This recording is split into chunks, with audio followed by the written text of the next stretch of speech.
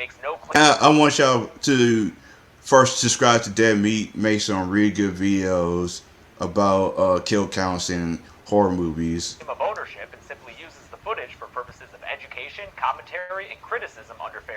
Please support filmmakers and the art of filmmaking by watching The Purge in its entirety on home media or streaming services where available. I seen The Purge. Welcome to the Kill Count, where we tally up the victims in all our favorite horror movies. I'm James A. Janice, and today we're starting a new franchise with The Purge. And Purge got so many movies. Dystopian film released in 2013. The Purge currently consists of 3 movies, all written and directed by James DeMonica. I thought it was like 4 or 5. They kept making way too many movies. Film, the prequel, The First Purge, set to come out this year on the 4th of July. The premise of the Purge series is well known by now. Once a year in the United States, 4 years for ago, 12 so hours, like all crime becomes movies. legal in order to let human beings release the beast and get all their frustrations out. And a lot of people thought Donald Trump would create the Purge. I'm like I get people don't like Trump. I ain't used to like the fucker too. But I got older enough to learn that people got to the point where they just do not like the guy. And I get it are reasons, then it's like calm down. He's not the worst president we went through for like decades. Purge results in record low crime rates for the rest of the year and a booming economy for the country in general. The films tend to criticize the experiment as being cold, heartless, and way more brutal for poor folk, as opposed to the better off who celebrate the holiday behind high-tech security systems. The Purge is one of those rare movie series where the first... Let's be honest, if the Purge does happen, it is like that. The rich not gonna get hurt, and the poor people are gonna get fucked. That's how it is. Generally regarded as the worst, maybe because the sequels do a better job looking at the societal impact of Purge Night and feature more interesting characters than the Sandin family of the inaugural film. But all of these films share at least one thing in common, a high body count. How many kills does the original Purge have? Let's find out and get to them. The Purge got so many kills because especially in the first scene, everyone get killed. The movie begins with a card of text setting up the situation in America, 2022. Sounds like a pretty sweet place, with crime barely existing. And this is like 4 years ago. We already passed 2022. With, of course, the one exception of title card. The Purge. The one exception of the Purge. Then, while Claire de Lune plays quietly over the opening credits, we see a montage of Purge kills. What did they do outside on his phone and he knows the Purge is there? Like, come on. The years, from the first Purge in 2017 to the latest Purge of 2021.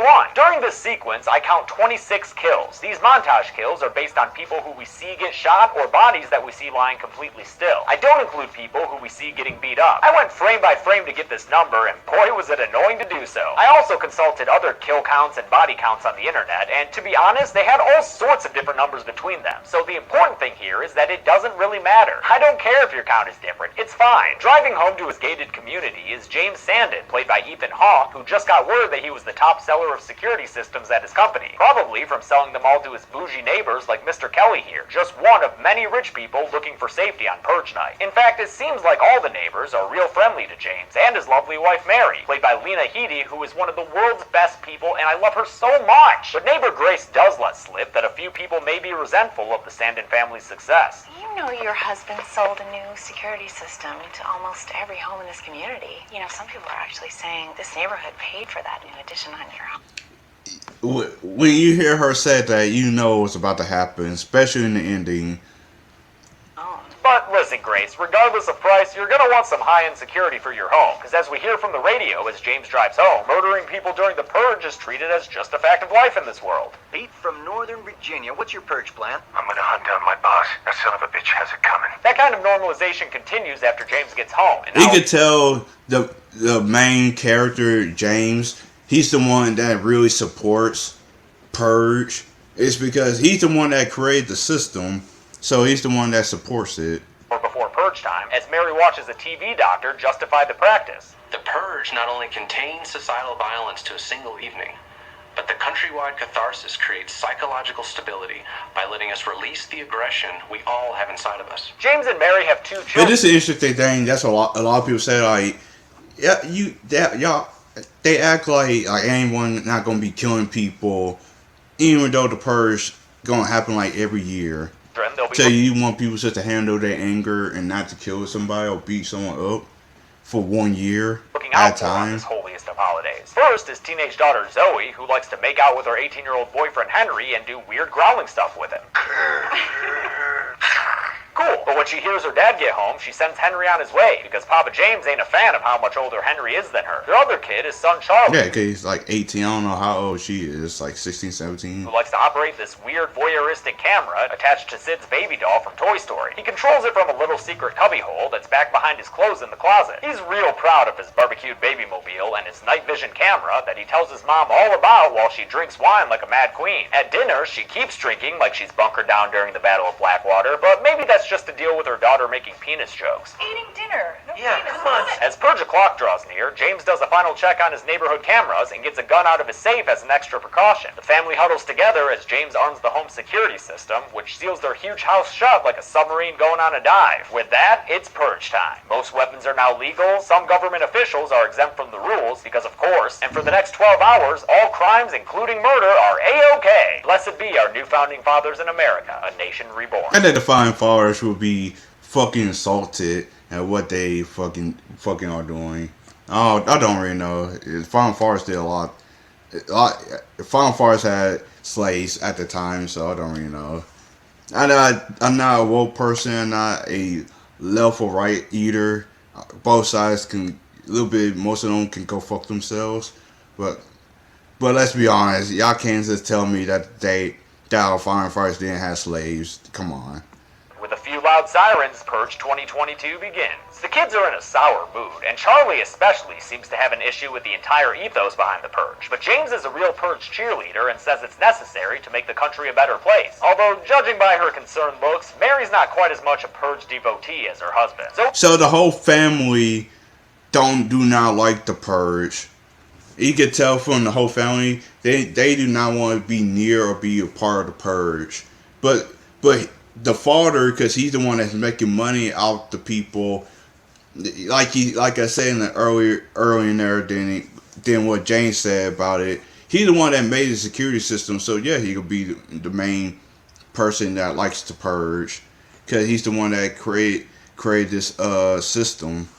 Zoe leaves her family He didn't create the purge system, but he created the security system. to be alone and gets a surprise hand over the mouth from Henry, who is stowed away in her bedroom to spend the evening's purge with her. After a spot of dry humping, Henry pulls himself away and admits that he's actually there so he can talk to Zoe's dad about their relationship, choosing tonight to do so since James won't be able to just toss him out of the house, Uncle Phil style. Meanwhile, Charlie's driving his creepy baby Terminator around and sees his dad working in his office as a purge feed plays in the background. The feed gives us 5 more kills for the list. One person gets shot to death in Phoenix, while the Staten Island feed shows 3 bodies on the ground, and a Florida feed shows another. By the way, this kind of kill counting is my least favorite thing to do. These are just nameless bodies. This isn't fun. When Charlie drives his Bernie baby into the safe room full of monitors, he sees something much more interesting than a bunch of nameless dead bodies. An alive body running down the street and calling out for help. I won't anybody help me. Charlie sees that ain't no one in this neighborhood about to help that poor dude out, and after hearing some distant gunfire, he decides to disarm his house to help out the unknown man. The armored plates lift up as Charlie calls for the stranger to come inside, and even though James rearms the security system, the stranger manages to slide into home base just in the nick of time. Safe!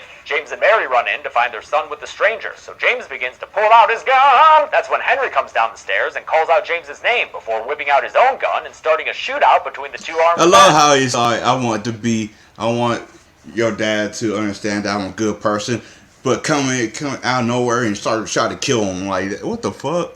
James lands a hit and knocks Henry down before Zoe rushes out to save the dude who just pulled a gun on her dad. During the chaos, the stranger manages to disappear, and James is straight pissed at Charlie for letting the dude inside their house. James puts his wife and son in the safe room, then heads out to find Zoe so the family can all be together. Instead, he only finds Henry's body dead on I'm surprised he killed Henry.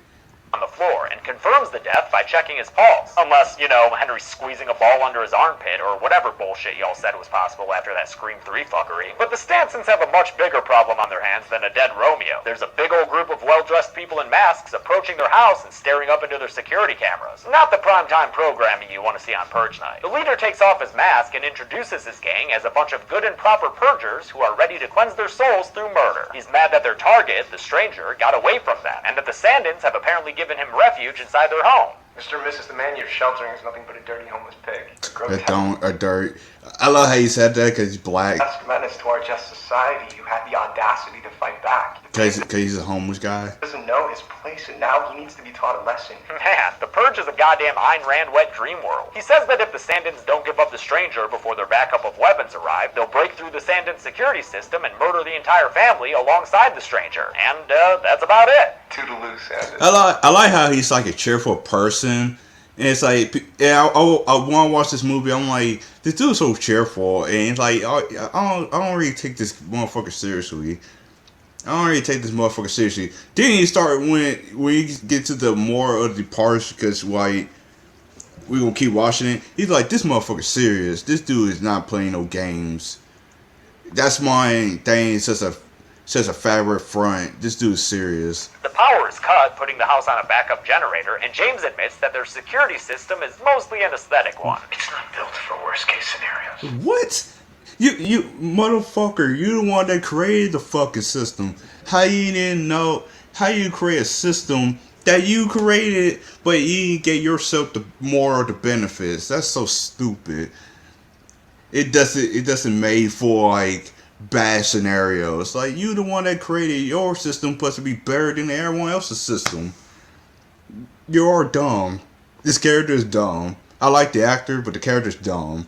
Because of this vulnerability, James plans to just give the Purgers what they want, even though Charlie's not a fan of that plan. Sorry, Charlie. As his parents hunt through their dark home to find the stranger, Charlie watches on the monitors as the Purgers dance around like they're in the opening credits of a sitcom. No, seriously, watch this.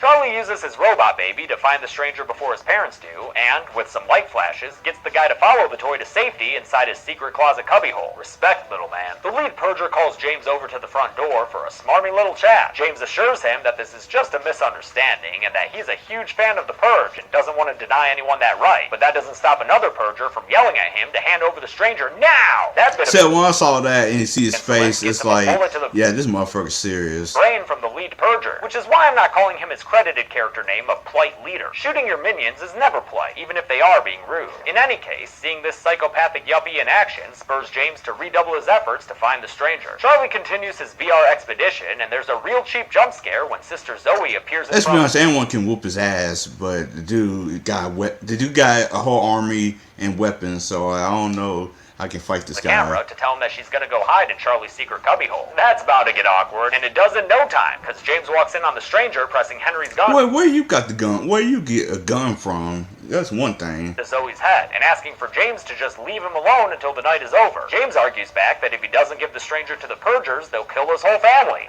We don't deserve this. I don't deserve this either. Eventually, Mary shows up with her own gun, and the stranger tries to make a run for it, but James gets him down and incapacitates him with a gunshot to the stomach. Together, the parents duct tape the stranger and try to tie him to a chair. But the stranger fights back, so James directs Mary to take a letter opener and stab him in his stomach wound. Charlie pleads for his mom not to do it, but she follows orders, and the excruciating pain takes the fight out of That's painful. You already got shot in the stomach. Then you getting stabbed with stranger it. enough for them to tie him to the chair. Still, between her son's disappointment and the stranger's very human eyes casting judgment, Mary begins to have second thoughts about this sacrificial plan. This is so wrong. This is so wrong. Charlie runs off, then Mary runs off to follow him, because this movie constantly has these family members needlessly splitting up to inflate the tension and drama. Take, for another example, how after a short combo with her father, Zoe leaves to go off on her own as well. Great! The stranger sees this family drama play out and tells James to just go ahead and save his children.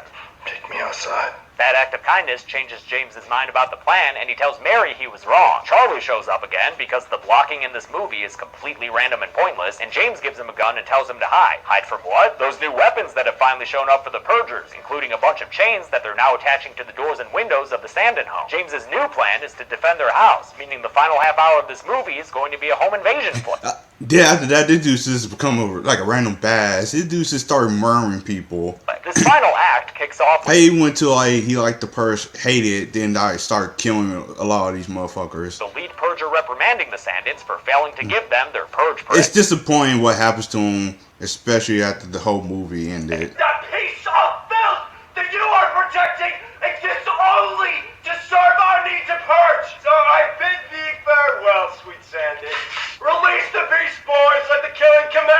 truck revs up and rips away the armored walls of their security system. Suck ass walls that he should have done better with. So with one final loving look, the Sandins split up to kill some home invaders. The Purgers begin to infiltrate the house, firing off their guns and skipping down the hallway with machetes. Anything to put those creepy masks to good use. One of them does a big old jump scare on Charlie in the laundry room, but before he can kill the kid, he gets shot 5 times from behind by James with his handgun, putting down the first Purger of the film, but definitely not the last. James puts Charlie back in the safe room, then heads out with his crazy How does this dude got like a fucking machine gun? looking shotgun that he uses to shoot That's a another shotgun. It looks like a machine gun. Purger to death with in short order. 2 down, plenty to go, Jimmy, my boy. He tries to shoot a couple more in his rec room, but they manage to dodge his blasts and nearly take his head off with an axe. As he's being choked with his own gun against the pool table, James manages to grab a billiard ball and smash the male Purger in the head with it. Then he shoots the axe-swinging Purger lady straight off the pool table with his shotgun, killing her. When the male Purger attacks James with a pool cue, Papa Sandin fights him off and kills him by smashing his head against a pinball machine a few times. That's gotta be worth an extra ball at least. I'm surprised that. The new Purger flies through the window how and he got tackles killed. James, but after he misses him a whole bunch of times with his That hand is a terrible shot. gun, James is able to fight him off and use the late Purger's axe to hack him in the back, which I would count as a kill regardless, but just in case you're not convinced these 2 male Purgers are dead, James double taps both of them with his shotgun, ensuring Okay, he shot him with a shotgun. rightful places on the kill count. Right about now, you're probably rooting for James, so Yeah. it's a shame that he rounds a corner straight into the lead Purger and a knife in the belly. The obnoxious prick of a lead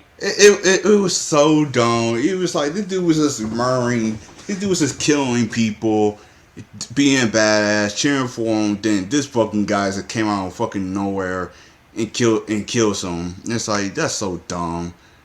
Lead Purger whispers douchey words into James's ear as he lays him on the ground, probably reciting some passages from Atlas Shrugged, before he exits the room and leaves James bleeding on the floor by himself. From his safe spot in the room with all the monitors, Charlie watches as the Purgers hanging out around their house get shot to death by the Sandin family's neighbors, who seem to be walking with quite a purpose towards the house. Good thing they're there, because Mary gets jumped by a couple of masked Purgers. Okay, you remember from the first part of the movie that she's kind of like mad and jealous that they the ones that profiting off of them. Yes, they coming for them.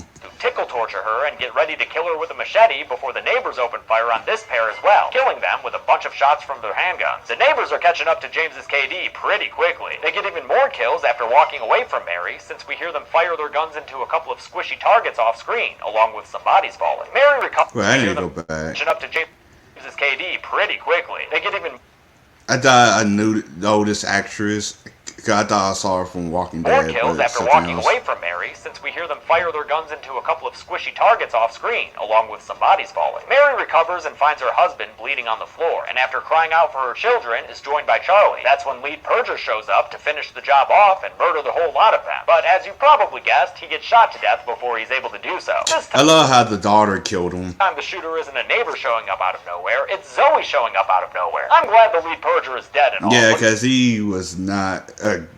The dude was insane, but a lot of people did not like his character. the movement of these characters drives me insane. Oh well, at least the family is reunited just in time for James to die from that little prick's big prick with a knife. Yep, top billed Ethan Hawke just bit the big one and joined the kill count. What's even left to happen here? How about some payoff for that line from Grace earlier about the neighborhood being jealous of the Sandins? Because these neighbors aren't on a rescue mission. Truth is, you're ours, not theirs. Grace directs the rest of the neighbors to tie up Mary and the children so they can all get murdered right there. Mary fights with a fervor for her children, since some would say her love for them is her only redeeming quality. Well, that and her cheekbones. But it's no use. They all get tied up anyway, as Grace explains why they need to vent their hatred on this purgy night. You made so much money off of us, and then you just stuck it in our faces. Lena Headey puts in an amazing performance, as per usual, as she begs for her children's lives. But these neighbors are just as blind to her pitch-perfect passion as the Television Academy, so they recite a prayer to the new founding fathers and prepare to kill the remaining Sandins. That's when the stranger shows up. He knocks one dude out and, after grabbing Grace, shoots Mr. Kelly to death with a handgun. Should have stayed in that secure home you paid for, Mr. Kelly. Apparently, the stranger managed to untie himself from the chair and I guess hide during the big Purger battle that took place. Now he directs the neighbors to free the Sandin family before holding the duplicitous friends at gunpoint. He tells Mary that it's her choice whether or not he kills them, but Mary says no.